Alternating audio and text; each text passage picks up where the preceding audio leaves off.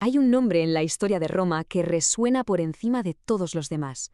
Un nombre que dejó de ser un simple apellido para convertirse en la palabra que definía el poder absoluto. César. A ver, ¿cómo es posible que un solo hombre acabara dando nombre a emperadores durante siglos? Desde el Kaiser en Alemania hasta el zar en Rusia, todos vienen de ahí. ¿Qué hizo exactamente Julio César para que su legado se grabara a fuego en la historia? Bueno, pues todo arranca en el año 100 a.C.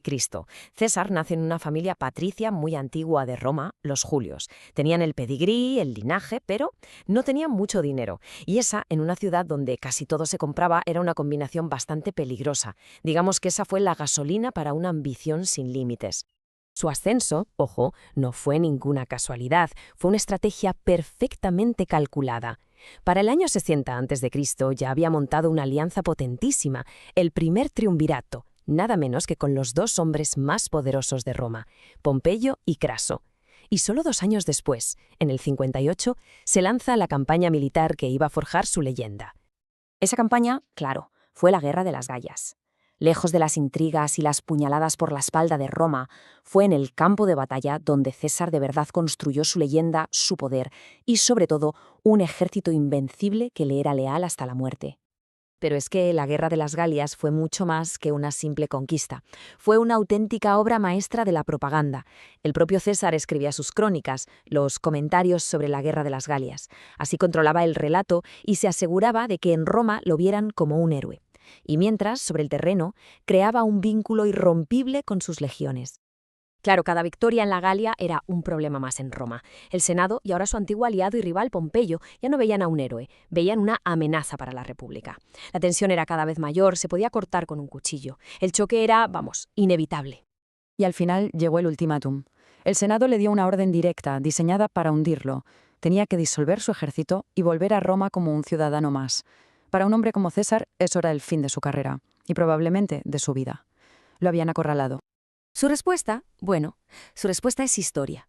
En el año 49 a.C., se planta con su legión delante de un pequeño río que marcaba la frontera de Italia, el Rubicón. Cruzarlo con un ejército era un acto de traición, una declaración de guerra. Y se dice que al hacerlo pronunció esa frase mítica: Alea iacta est, la suerte está echada, ya no hay vuelta atrás. Fíjate si fue decisivo ese momento que se ha quedado para siempre en nuestro lenguaje.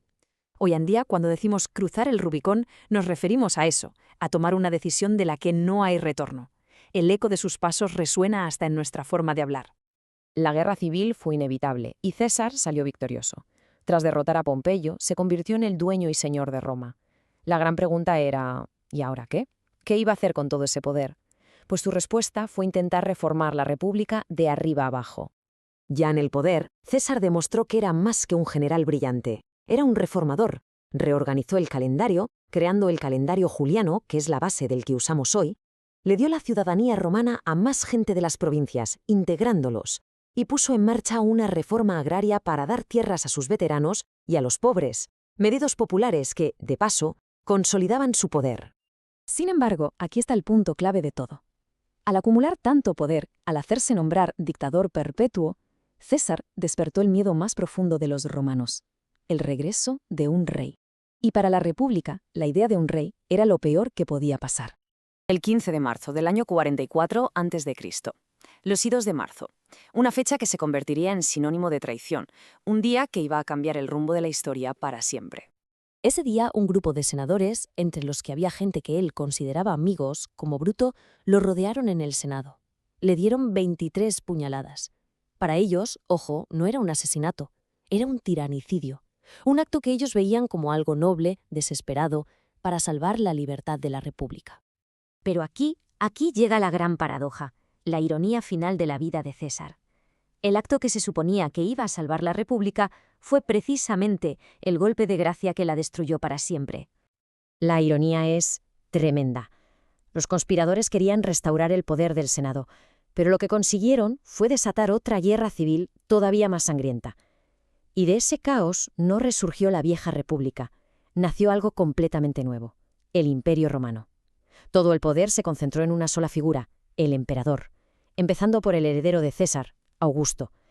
Al matar a César, no hicieron más que acelerar la llegada del sistema que tanto temían.